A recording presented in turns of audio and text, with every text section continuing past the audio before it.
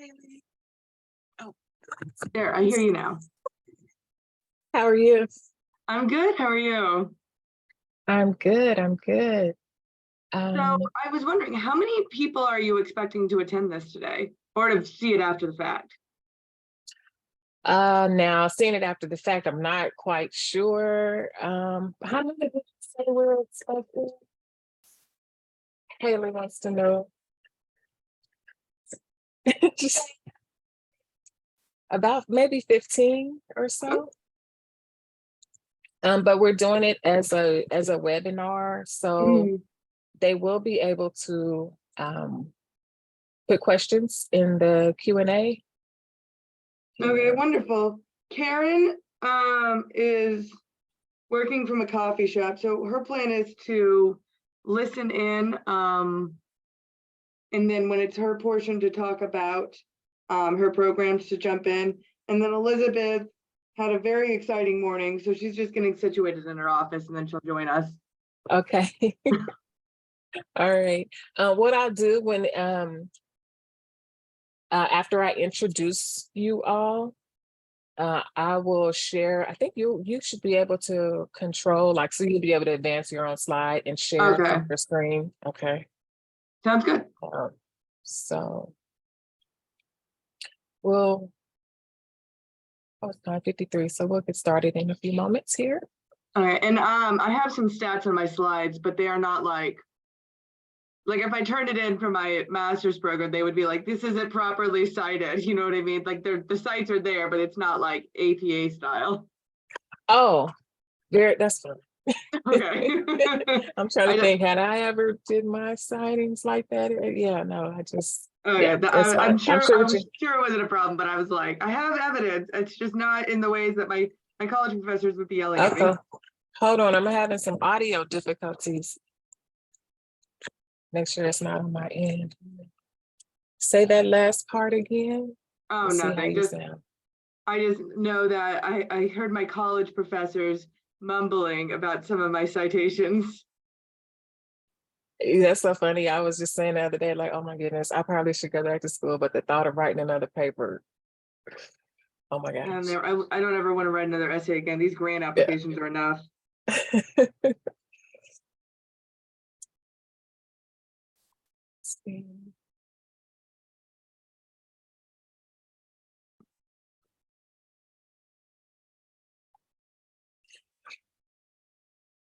And just to make sure I'm pronouncing everyone's name correctly, I know, hey, your last name is pronounced Aiken, but Elizabeth sound.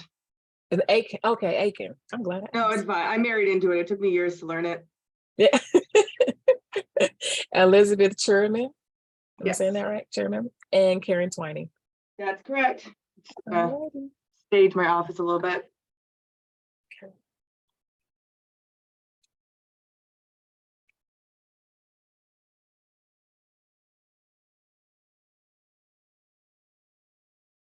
Oh my God. Oh wait. Change this.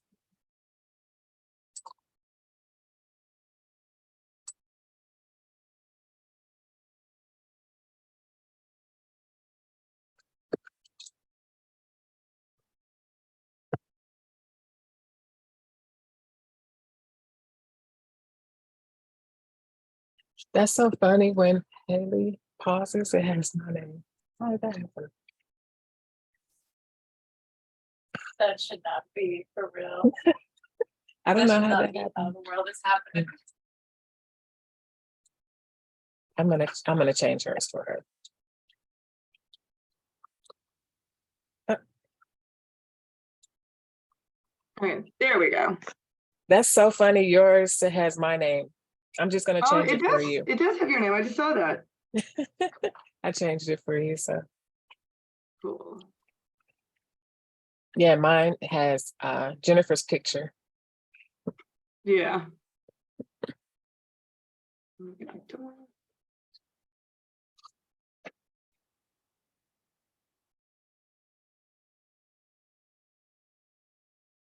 And there's Elizabeth. Hi, Elizabeth. Hi, Elizabeth. Hi, I am trying to set up my webcam right now. Worst case, you can always pull up a chair in my office. Yeah. Okay, I'm gonna be.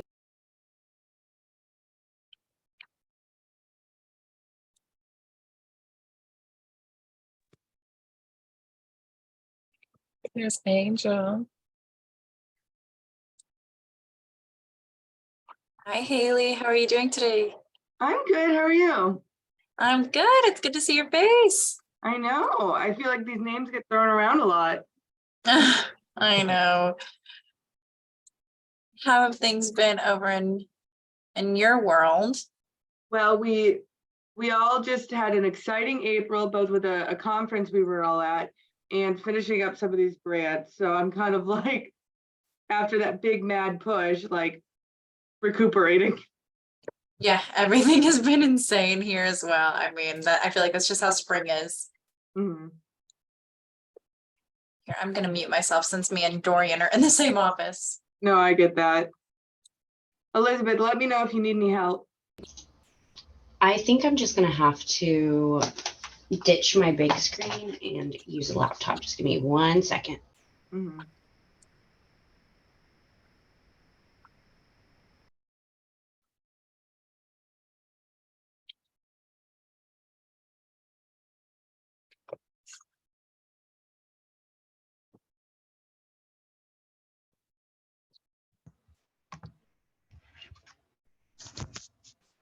Haley, do you already, excuse me, do you already see the option to share your screen? I do. So you want me to share the Okay. presentation?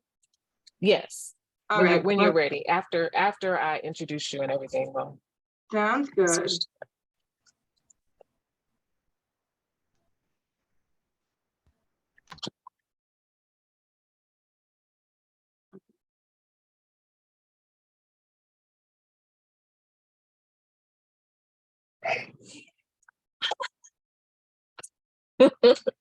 bless you.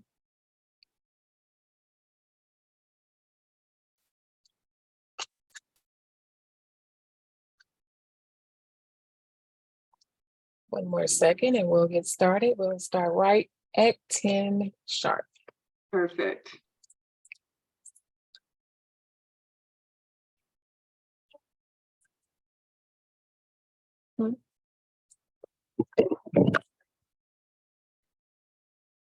Oh yeah, she's coming here.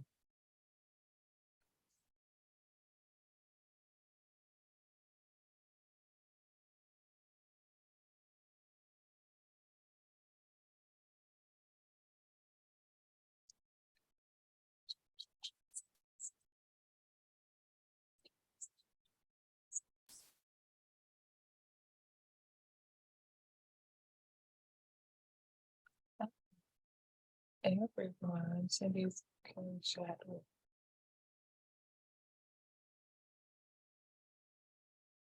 Let's can chat with. Like that.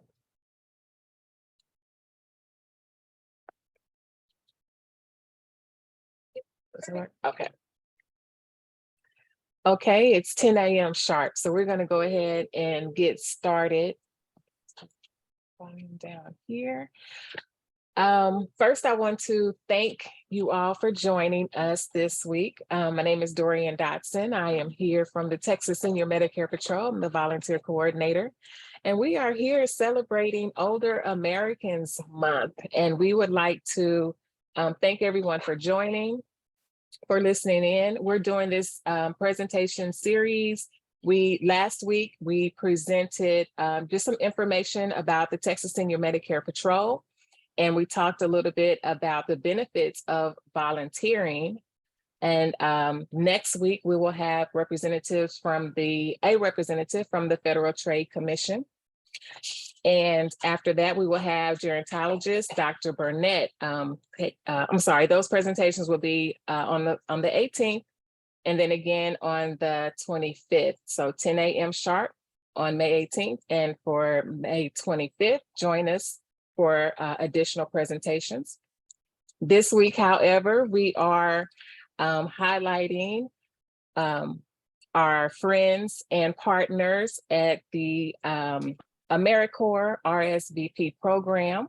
So I would like to introduce Haley Aiken, who is the Director of Community Services with AmeriCorps Seniors and RSVP program. We also have Elizabeth Churiman, who is the Director of the Foster Grandparents program. And then we will also have Karen Twiney, who's the Director of the Senior Companions program. So I'm going to hand it over to Haley, who's going to start off the presentation today. And Haley, if you want to share your screen. So I clicked share screen and it said host disabled participant screen sharing. No, let's see, advanced sharing options.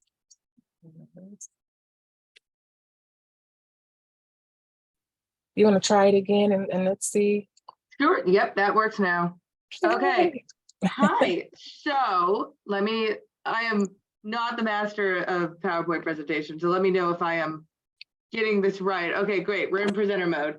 Okay, Yes. So thank you so much for the introduction. Yes, my name is Haley Aiken, and I'm the Director of Senior Community Services at the Evelyn Rubinstein Jewish Community Center. And you'll see in a minute in my presentation, the JCC sponsors 3 AmeriCorps Seniors funded programs designed to support seniors in volunteer service and in service to their communities, and also services that support seniors. The JCC also has Meals on Wheels, which is open to everybody. If you want to volunteer, I highly recommend it. It's a wonderful cause, either through us or through your local Meals on Wheels. Because now, Dorian, what geographical region is this presentation kind of covering or appealing to? Is it all over Texas? All over Okay, Texas, yeah. yes. So 2 of our 3 programs, as you'll see, are just in the Houston area. RSVP is an 18-county region, and then Meals on Wheels is obviously our neighborhood where the JCC is located. But if I'm presenting some of these programs and they really interest you and you're like, man, I want to do that, but obviously I'm in San Antonio and I'm not going to drive out to Houston to volunteer. I'm sure if you Google your town or county or the largest county near you, and then whatever program it is, the local chapter of that will come up. So I'm pitching our programs, but also the programs overall. So without further ado, let me see if I can get this working. Oh, there we go. Okay, so yes, my presentation will be about senior volunteer opportunities in the greater Houston area. But remember, this will also apply to your local areas of service. And we are all hosted out of the Evelyn Rubinstein Jewish Community Center. So RSVP of Southeast Texas, which is the Retired Senior Volunteer Program, covers this 18-county region. And then foster grandparents and senior companions are, the J just has the grant for Harris County, but again, there will probably be local chapters. We are sponsored by and hosted by the JCC, and we are primarily funded by AmeriCorps. So that's kind of what that relationship looks like. AmeriCorps across the country works with sponsoring organizations to fund these programs and create local chapters. So my goals for the day. I briefly want to discuss the impact of retirement on seniors and the value of volunteerism on health and well-being for older adults. I want to introduce the AmeriCorps senior programs and the evolution of the retired and senior volunteer program, senior companions, and foster grandparents. And then I also want to touch on the JCC and our history with these programs. And out of this, I hope to spread knowledge about services available to support seniors, both as volunteers and as clients.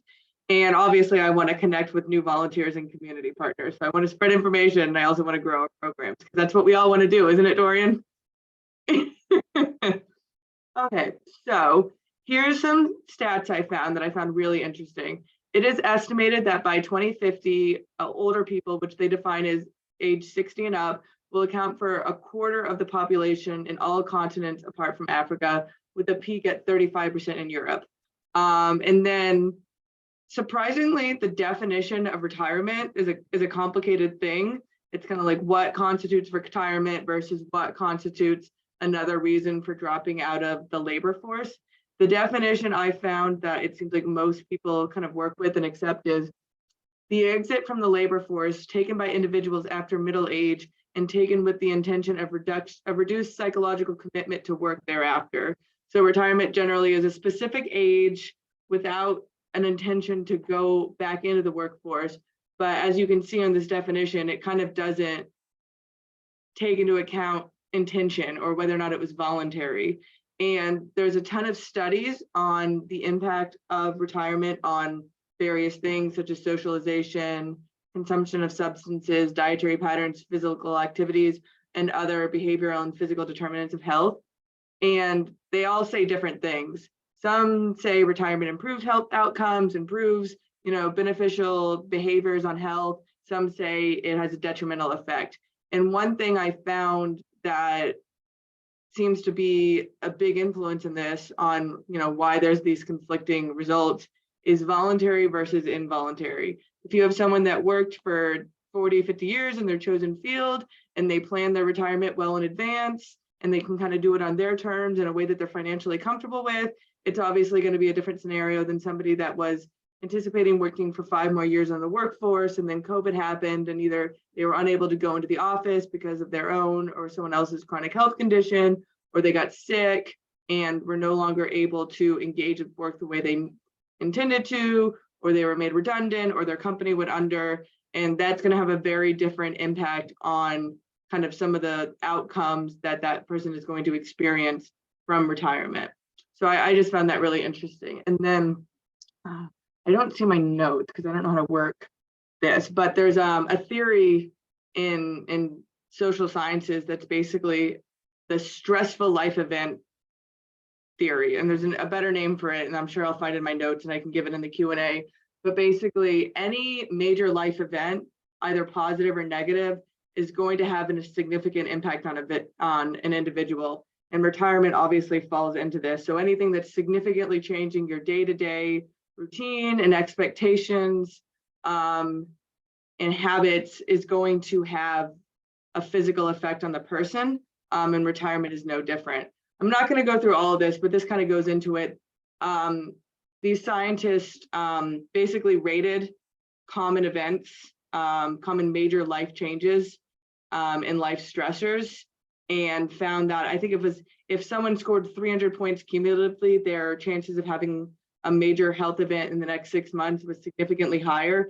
And I just included this to highlight these are all things that are related to work. So fired from work, retirement, business adjustment, change in financial state, different line of work, change in responsibilities at work, trouble with boss, change in hours, spouse stops working, and outstanding personal achievement, which is a positive thing, but still a major life stressor. All of these things that social sciences have found are correlated with, having a major health crisis in the near future are related to work. And then these are things that are, I would consider secondary things to retirement or related things. So personal injury or illness, change in the health of a family member, both of those things might contribute to retirement. Changing in living conditions, revision of personal habits, change in residence, change in social activities, and change in sleep habits, which I would think are all kind of secondary things aligned with retirement. There's also very representative in this chart that's kind of demonstrating if you're experiencing these things, you're at an increased risk for major health occurrences in the near future. So clearly, even though most people are constantly working towards and looking forward to retirement, it has a major impact on people's lives. And then just other impacts of retirement, social isolation and loneliness. A lot of people, when they're adults, their major social network is either their immediate family or work. And as people get older, it's hard to find social connections outside of work. Economic security, especially in these times, people are caught in a hard situation when retiring and not having the financial security they thought they would at this stage of life. And then family members and caregivers, it impacts the loved ones and your people in your life when someone retires, and it shifts their habits and activities.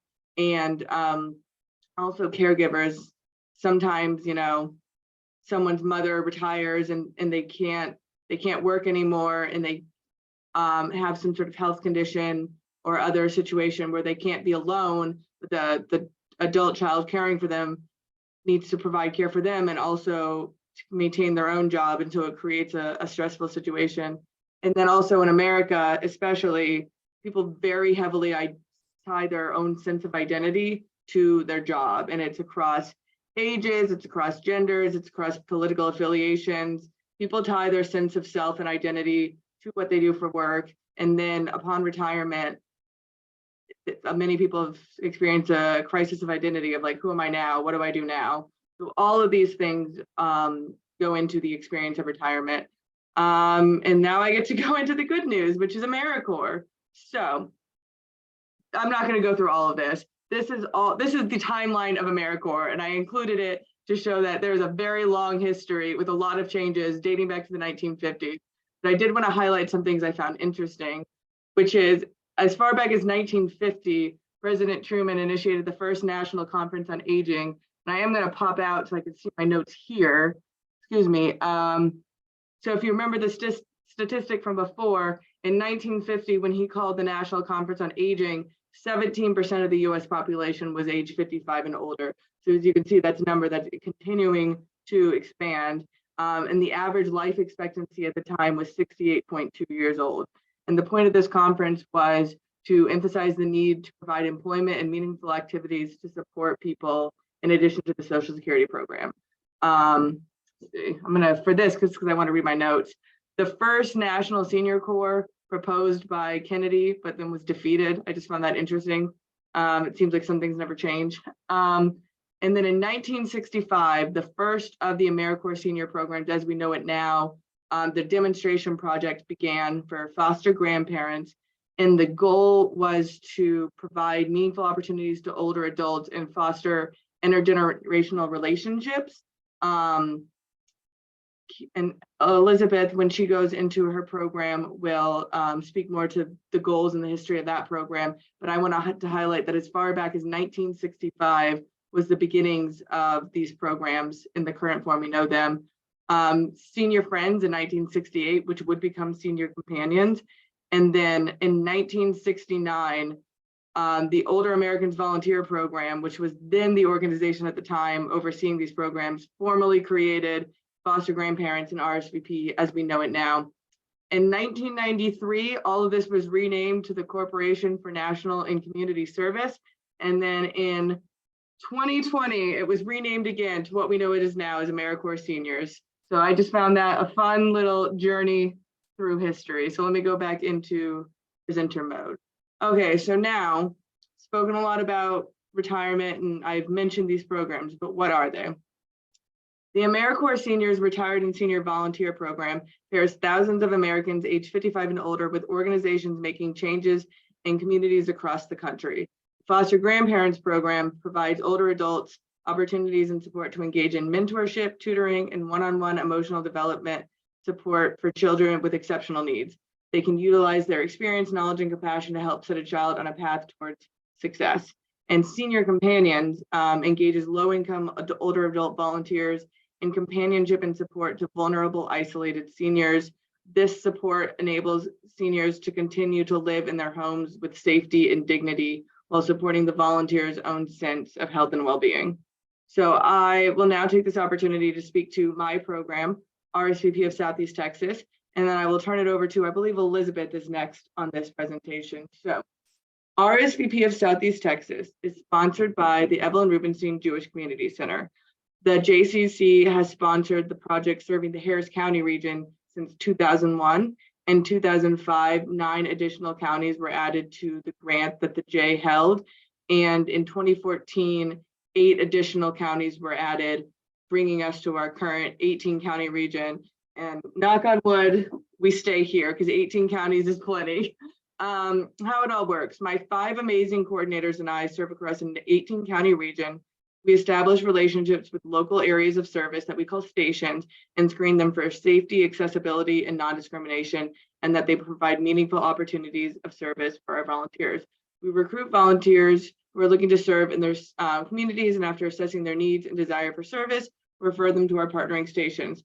We support them in their service at the station, help them troubleshoot any barriers, and ensure that their service remains safe, non-discriminatory, and personally enriching. Our goals are, and these are service areas we serve in. We have a range of things, but these are the areas that we focus on. Supporting seniors aging safely in their homes, similar to Senior Companions, providing nutrition support to families and individuals in need. So we partner with Meals on Wheels at the J and Meals on Wheels throughout our 18-county region. And we are also making a stronger move into food banks and soup kitchens and other ways of helping connect families and individuals to nutrition support, opioid abuse prevention, Medicare fraud prevention, which is the work we do with SMP, disaster service education, digital skills training for seniors, which is a new area we are also moving into this year. It's a partnership we have with the AARP, which I hope is okay to plug here, but it provides courses for low-income seniors to help them be more competitive in the digital job market. And then additional community support. We just have a range of areas we serve in, including thrift shops, providing some admin support to nonprofits, just a range of things that don't kind of neatly fall into these other buckets. And then as an organization, we are always open to new volunteers, new stations, and new areas of service. You know, especially post-COVID, the needs of our communities are evolving, and we don't want to just keep doing things the way we've always done them. If there's an area that we could better serve our community by moving into, we would love to hear about that and develop new partnerships. We always just want to be kind of meeting with the needs of our communities at the time. And then as benefits to volunteers, AmeriCorps ran studies and they found that 84% of volunteers that serve through AmeriCorps seniors report stable or improvement health after 1 year of service. 88% of volunteers who felt a lack of connection or companionship reported reduced feelings of isolation. Volunteers received accidental personal liability and excess automobile insurance while serving on the role. So it's not while driving to the place, but if you're doing transportation, driving people to appointments, or driving for Meals on Wheels, you're going to have that excess car insurance. And then any other slip and fall injury on the job, RSVP will provide supplemental insurance for that. And this is what makes our March very busy, and Dorian can speak to this. RSVP of Southeast Texas holds 6 recognition events to celebrate our seniors and the work that they do every March throughout the 18-county region. So it's fun and exciting, but it's both a sprint and a marathon, but it's a lot of fun, and we love being able to celebrate our volunteers. So thank you so much. Are we going to do questions now? Or are we going to do questions at the end? Let's see, currently, we don't have any questions in the chat, so we'll hold off until the end and we'll see as people formulate more questions, then we'll address those. Sounds good. Well, then I'm going to hand it over to Elizabeth, assuming I can't see actually, Elizabeth, are you ready? Yep, I see you waving. And remember, Elizabeth is presenting on Harris County, but odds are that there is a local foster grandparents program to your region. So I will hand the baton over to her.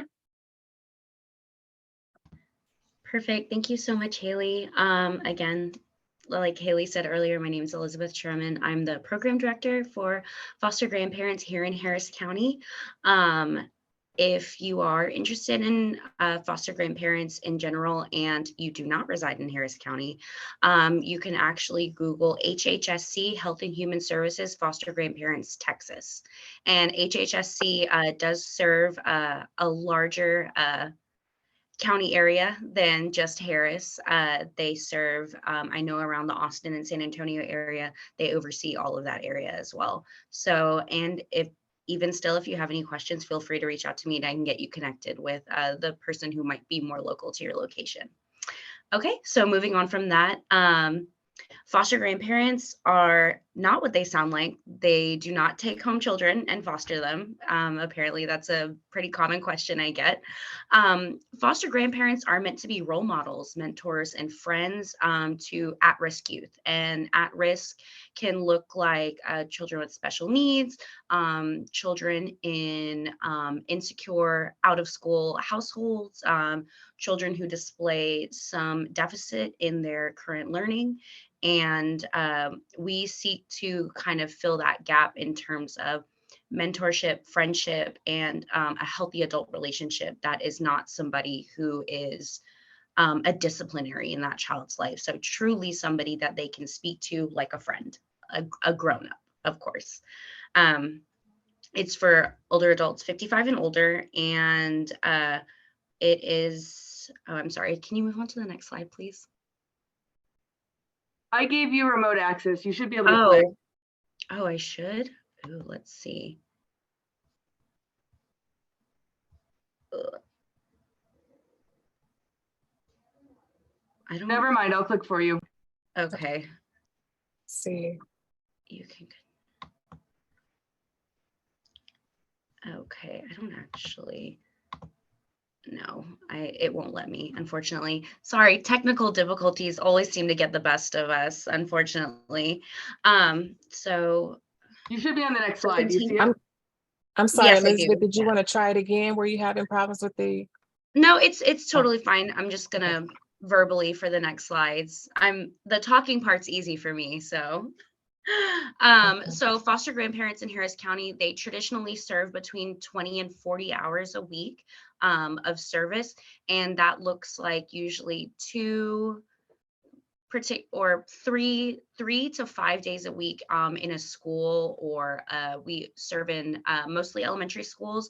We do have some Head Start programs, childcare centers, and comfort sites such as Star of Hope, which is a housing insecure facility for mothers and families.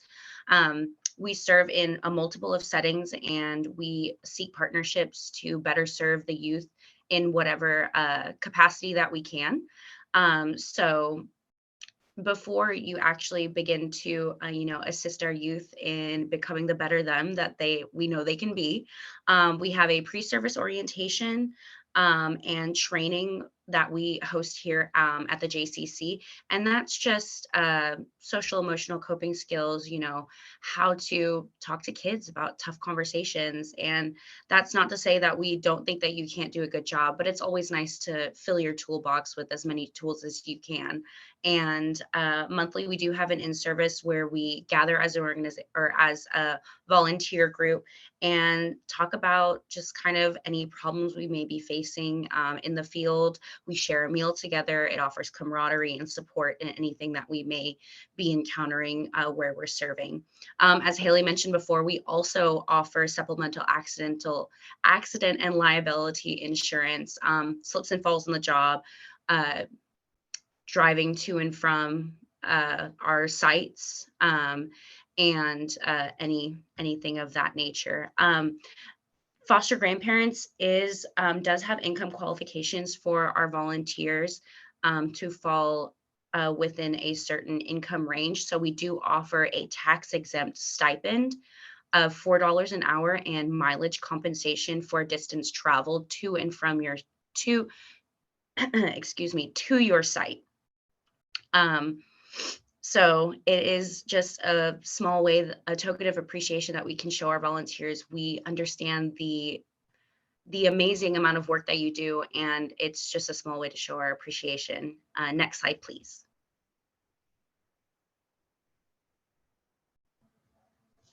Sorry. No, you're fine. So that's kind of the overview of the program.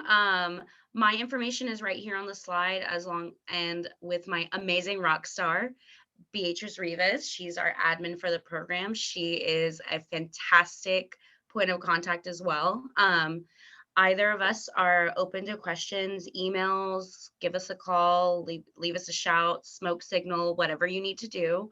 But we both are honored to be able to, B is not here. I'm really honored to be here and convey how much this program means to us and kind of the give back that we're able to have in our youth and better serve our community. And again, if you're interested in becoming a foster grandparent or more information on if you qualify to become a foster grandparent, you can get in touch with me or B, or if you're not located in Harris County, I can get you forwarded that information as well, or you can Google HHSC Texas, Health and Human Services Texas, foster grandparents, and they'll be the first link on the top.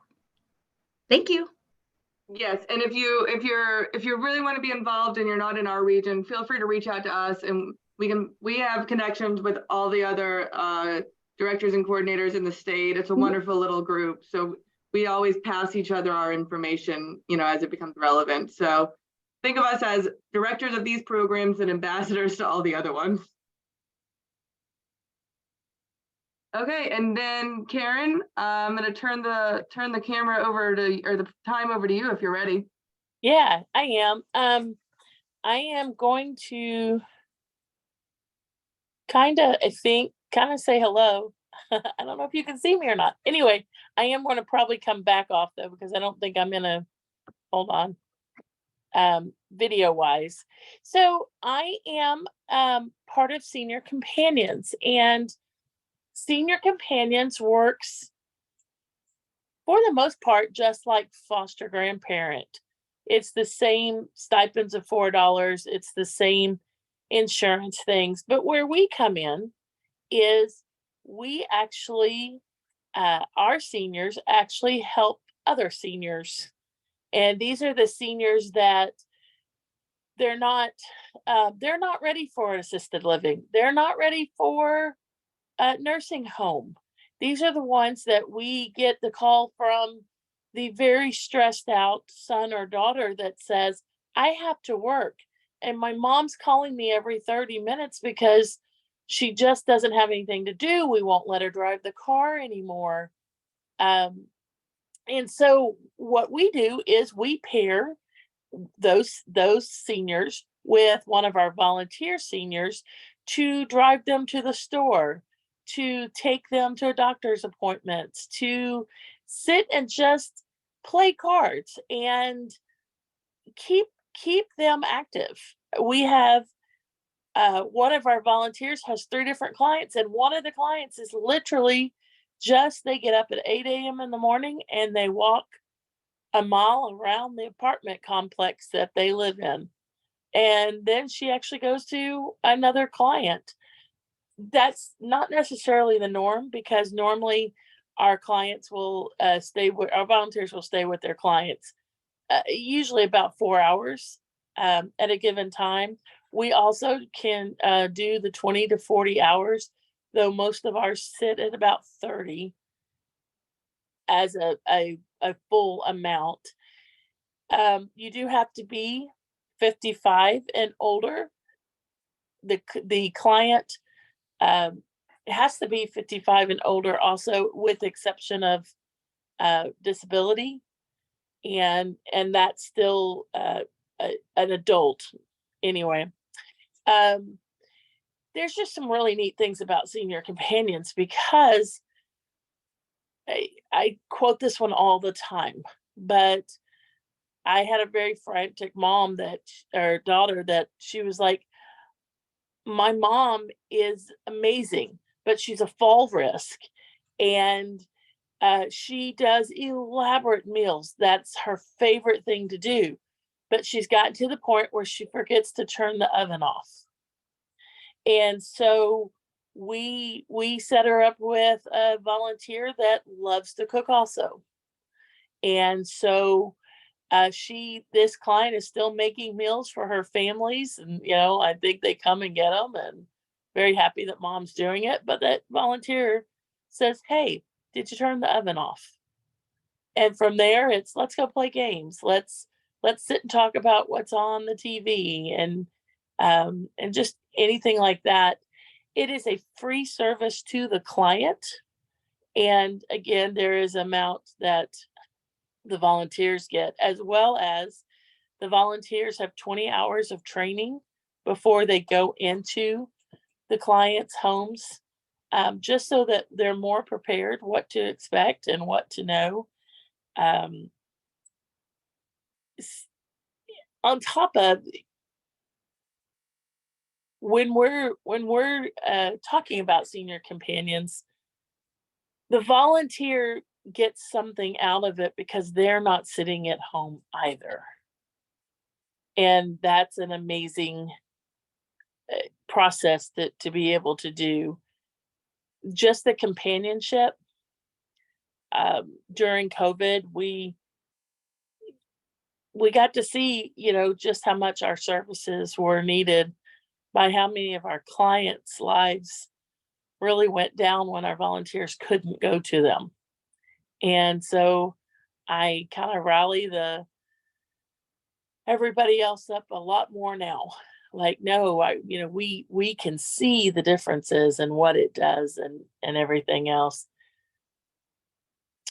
As Haley has already said, senior companions, foster grandparents, RSVP, even if you're not in Houston, there are so many of them in most of the counties that I would definitely look and see where you can get plugged in, either as a volunteer or someone who might need this kind of service. I think, Haley, I don't know that I have another one other than another screen. Yeah, I do. So Elizabeth may have already said this, but our volunteers have to be lower income, and that's 200% or less of the federal poverty rate. It's about 26,000. And they do go through a fingerprint and criminal background checks, same as foster grandparents. You can go ahead and go to the next one because I'd already said that one. So as you can see, we would love to talk to you. And we would love to plug you into our program. And if you're not in Houston, we would love to help you find your program and just kind of go from there. Thank you. And I hand it back to Haley.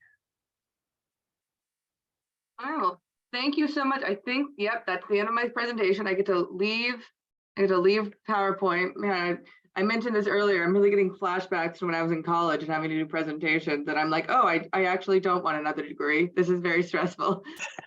We want to thank SMP and Dorian for inviting us to, brag about our programs and spread the word about them. I've got a pretty incredible team here. I only started at the J just shy of 11 months ago, and I think it's very difficult working in areas with there's so much need and so little ability to serve that need. But my team is amazing and they're passionate about the work that they do, and it makes me even more passionate. So I want to thank them, and I want to thank the J for sponsoring us. And I do see a couple of questions here. How hard is it to get signed up for these programs? In which counties do you reach other than Harris County? So let me go back to my presentation and just put that slideshow up. For RSVP, we serve an 18-county region across Southeast Texas. But again, these programs are going to have sister programs across the state and the country. So if you don't see your county on the list, reach out there. As far as how hard it is to get connected, for RSVP, it's as simple as calling us, and I'll get you in touch with your local coordinator, and we'll figure out how you want to volunteer and what you want to do. For senior grandparents or for senior companions and foster grandparents, it is a bit more involved of a process, because those volunteers are working in such close capacity with such vulnerable populations. There is a federal background check process that has to be completed first, and then there's an onboarding process, because we wouldn't want, on either end, we wouldn't want a vulnerable individual to be in a situation where the person that's helping keep them safe, is not prepared for a situation. And we wouldn't want to put a volunteer in a situation, we wouldn't throw them overboard, be like, good luck, and then them be dealing with something that they don't feel equipped to deal with. We want to make sure the situation is safe and meaningful on both sides. And remember, these programs, well, they've merged into more focused on performance metrics, as a lot of programs have done over the past decades. The primary goal in the initial initiative of them was engaging seniors in meaningful service and volunteer work in their country to support them in their senior years. And that's kind of really at the heart of what the program is. We want to support volunteers in their service. We don't want to just throw people off the deep end. Other question. What are some examples of volunteer opportunities RSVP has for seniors right now? And are they disability inclusive? And then I'll go back to the volunteer application in a second. So I don't know why free recall is very hard. You can memorize something and then someone's like, list them all. And you're like, dang it. But let's see, Meals on Wheels is an example. I think during the pandemic, a lot of stations shut down, but Meals on Wheels across the state kept going strong. And I think our metrics rose just at the report 200 or 250% from the prior year to this year is our Meals on Wheels service. So volunteers really came out and showed up and did the work that needed to be done. We're also expanding to do more work and take a more active lead in food pantries. Volunteers work with SMP to distribute information about senior Medicare fraud prevention and give training on the most common scams and frauds that people can run into and how to avoid them and how to educate your loved ones on avoiding these common scams, which it's shocking. They get more sophisticated by the day. Especially with technology, it's really alarming some of the things that you see in phone spoofing, and I'll let Dorian get into that because she's more the subject matter expert than me, but it is, as a tech savvy millennial, even I'm blown away at some of the scams that people are running these days. We're also we currently do opioid abuse prevention education, and volunteers will give presentations and distribute information on that, but we're looking to expand that, and it's still in very, very early stages, but we're hoping to be able to train volunteers in how to use and distribute naloxone so they can give presentations on that and distribute naloxone to help reverse overdoses, which would be amazing if we could expand into. I would be so excited about that. And Karen, Karen worked with RSVP before I did, so I'm gonna tag her in and say, is there anything I'm leaving out that you want to make sure I mention? Yeah, no, that was the most. There are some others of like social service agencies that aren't necessarily totally the food bank, but they're almost everything is connected to another agency. Well, everything is connected to another agency, and that's kind of how we help. So it's not, of course, if you're hearing more just food bank and think, oh, I can't pick up that kind of stuff, or Meals on Wheels, oh, I don't have the ability to do that. There are some RSVP things out there that are sit at the, at the office desk and answer a phone so that people who need to do other jobs can do it. And the admin side is so important in terms of, it's not just the day-to-day, it's not even just the distributing the food, but it's also the admin and the logistics that volunteers support that is so vital to keeping things running. And I realized I left out the portion about disability. Every year, or when we onboard a station, we conduct a survey about what accessibility they have and what volunteer opportunities they have for people who may have some sort of physical limitation.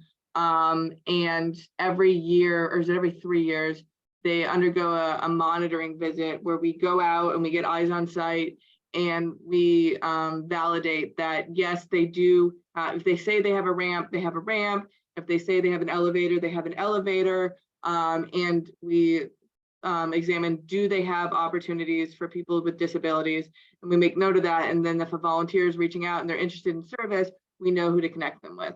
And then where can you get a volunteer application? You can reach out to me. I'll drop my email in the chat and I will make sure one gets your way. And then how many volunteers do the programs have? So I laugh because at last count, senior RSVP had 666 volunteers. So I've been rounding that up to 670 because no one likes the number 666. And senior companions and foster grandparents are sitting at, where are y'all, 40 to 45 right now?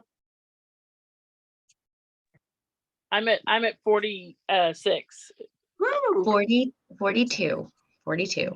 Yeah, and I want to brag about my programs. Obviously COVID programs across the country experience a lot of shrinkage, but from just our informal talks, it seems like we experience some of the least shrinkage compared to our peers. So we're very excited about that as well. And that also really goes to the supportiveness of the J, which did a lot to keep its own programming running and our programming running during the pandemic, which they have experience with because they also kept their programming running during hurricanes like Harvey. I just have one question, Haley, just sometimes you have volunteers that, they want to volunteer, their heart is in it, but they're a little afraid of if they're going to be able to, they're a little Keep up afraid with of the time commitment. the time commitment, right? That they'll say, I'm retired, but I still have the grandkids that, I'm doing Yes. this with, but I want to participate. Can you speak to the time commitment on some of the programs? I can. So obviously foster grandparents and senior companions, by nature of their work, they're a much more involved monthly or weekly commitment.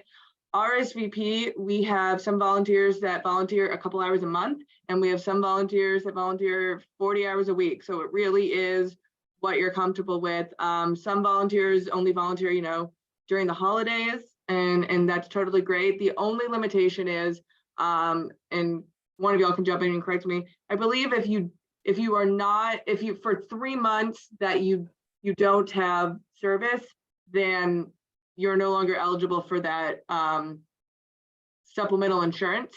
But then after a month of service, you become active again. So it's just a matter of, you have to stay in active status to be covered by that insurance. And I think that's constitutes service in the past 3 months. Karen, does that sound right? Yeah, well, a little different. You have to maintain at least having service at least once to be in the program, period. It's not just the insurance part. They have to actually redo the whole background check. Well, not for RSVP, because sorry. I was talking about RSVP doesn't have background checks. It's possible that if you want to serve at a particular station, they might have their own onboarding process, but through RSVP itself, there is not a background check required for RSVP.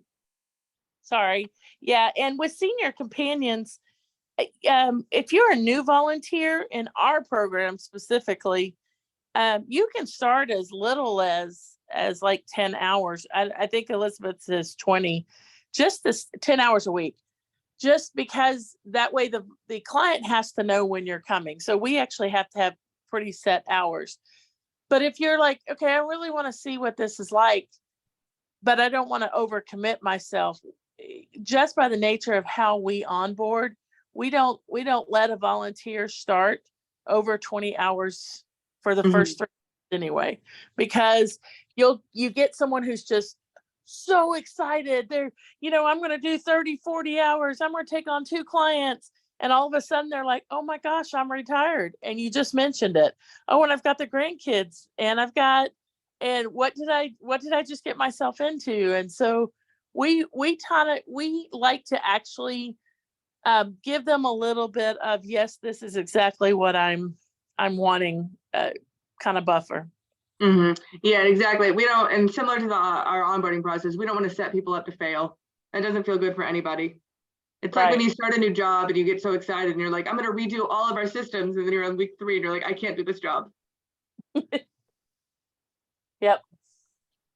So we have one more question. Foster grandparents and senior companions are amazing in that they have that stipend, but RSVP is amazing in the sense that there's so much flexibility, and you get to really determine what you do and how it fits in your lifestyle. Absolutely. So we do have one more question in the chat. It says here, how much can someone do with senior companions? If someone has health issues or mental disabilities, how much responsibility does a volunteer take on? And are they mandatory reporters? So we actually have 2 clients, 2 volunteers that are fully blind. We have one that's in a wheelchair. We have a 96-year-old volunteer that's actually taking care of or being the senior companion to an 83-year-old client. So she's on a walker and barely moves. So what it is that one, it's your comfort level. It's who we put your client with. A senior companion does not, they don't cook, they don't clean, they don't give medication. They're not a home health provider. Yeah, we're not home health aides. It really is going in and saying, hey, how are you? Why don't we play a game today? Or why don't we watch this and on TV and talk about it? Or, hey, I know that your family's really wanting you to get up and exercise more. Why don't we walk around just your, backyard or just the sidewalk in front of your house, down to the block and then right back, and that's it. That's really the actual commitment that the senior companion has. It's not just that home health aid intensive. Mhm. And now I could be wrong, and I would hate to be speaking out of turn, but I'm reading right now the Texas Department of Family and Protective Services. In my understanding of Texas law, and I say my understanding because I'm New York, I spent the past 10 years in New York, is that any adult who suspects child or adult abuse is a mandated, or child or elderly abuse is a mandated reporter. So I don't think this program creates an additional expectation. And Elizabeth is gonna come in with. I was like, I'm gonna jump in here in terms of our program, my program, since we specifically deal with minors in the school setting or a childcare facility setting. If there is something that looks like, let's hand-shaped bruise looking very suspicious, or you suspect something might not be in the norm, we do have site supervisors that you would report that to immediately. And it's not the volunteer's job to go to Child Protective Services. It will be your site supervisor, because they are usually a teacher, a principal, a school counselor, assistant director of the organization that we're hosted at. They are the person who's going to have those direct contacts with their emergency contact of the child, any background that had been done with the child previously, and is going to have more information on maybe their home circumstances. So in our program specifically, especially because we do have a bit more of an extensive screening process working with youth. We have the federal background check that we've mentioned before. And so we're partnered with our local school district. They also run a background check. So it's kind of mandated reporter, I think, is an overassignment of task, but definitely if something looks like it's going awry, safety of our volunteers and the youth that we serve is number one. So if it looks like a duck, quacks like a duck, we got to let someone know there might be a duck in the room. We don't know if it's a duck, but we're going to let them know that we might see one. And part of the onboarding process for all three programs does have those systems built in on, like, what should you do if you suspect something? For example, for RSVP, for Meals on Wheels, if you're delivering to someone and they answer the door and pick up their meal every day, and then 1 week they don't answer twice in a row, Meals on Wheels is going to have procedures. The volunteer reports that to the station head, and the station itself is going to have procedures on how to handle that. So it's not so much that volunteers are expected to, pick up the phone and call the state and file a report in that way, but it's more just normally following the procedures set up by the station and the service, and just normally reporting those things to the appropriate person as they come up. Does that make sense? Absolutely. Okay, do we have any other questions from anyone in the audience? If so, please type those in the chat, the Q&A. Oh, let's see, I think we answered these. It's hard to get signed up with the programs. Which counties do you reach? Let me drop my email. Okay, absolutely. Yes, please put your email in the chat. And then let me go And back also, to, do you mind if we share your slides, if anyone would like your slides after? Is that okay? Okay. yeah, that's So- totally fine. I mean, they're my interpretations and understanding of the research. I wouldn't use them in citing it from medical journals, but But definitely the information contained in them, you shared some very important information, some very useful information. So we greatly appreciate you joining us today. And if there aren't any other questions, or if you would like a copy of the slides, then you can send your email to me. Just change the 2 in the chat and choose my name, Dorian Dotson. Or I hope I hope I'm coming up as Dorian Dotson. I should be. And you can send your email to me and I'll be sure that you get a, actually, let me see. I think I can, or you can email me directly. I'm going to put my email in the chat. There we go. So that we know for sure. So yes, if you would like a copy of the slides presented today, then shoot me an email and I'll be glad to get a copy to you. And if there aren't any other questions, I definitely want to say thank you so much. Karen and Haley and Elizabeth, thank you so much for joining us. We always appreciate working with you, and coming on to share this information is just priceless. So in this month of Older Americans Month, the theme, which I apologize, I didn't mention earlier, is Aging Unbound. And so we are just wanting to highlight organizations that encourage us to embrace opportunities to change and to stay active as we age, as we all are aging. And we're going to continue this series presenting information, resources, and highlighting other organizations that support seniors. Tune in again next week, same time, 10 o'clock. We will have representatives from the Federal Trade Commission. And tune in again on the 25th to hear from gerontologist Dr. Burnett. And again, thank you all for joining us. Have a wonderful day. Hope Thank to you see so you much. next week. Thank you for having us. All right. Thank you so much. Bye. Bye. Bye.